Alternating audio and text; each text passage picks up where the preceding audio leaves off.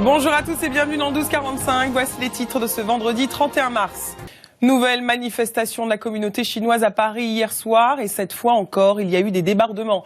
Malgré les appels au calme de la famille de l'homme tué par un policier à son domicile dimanche dernier, ces heurts inquiètent les forces de l'ordre. Ces rassemblements seraient infiltrés par la mafia chinoise et ils seraient moins spontanés qu'il n'y paraît. Olivier Mélan, Guillaume Brunero et Adrien Cadorel.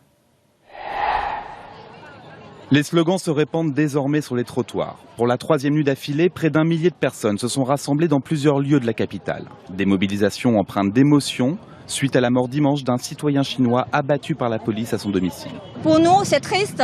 On a une peine, on veut la vérité, on veut la justice.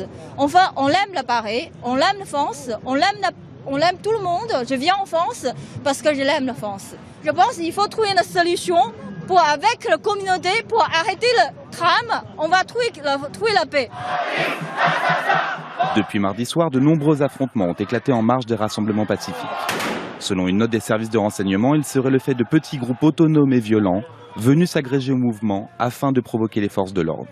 On a des mouvements qui s'organisent, alors au début spontanés de soutien et calme, mais derrière il y a toujours le risque d'une récupération par quelques mouvances, soit politiques, soit autres, notamment je pense aux mouvances d'extrême gauche, Antifa, ou d'autres mouvances issues de la communauté chinoise. Bien qu'elle ait appelé au calme, la famille de la victime conteste la version des policiers qui affirment avoir agi en état de légitime défense. Pour l'instant, on est toujours incapable de continuer de mener une vie normale. On est toujours dans l'incompréhension.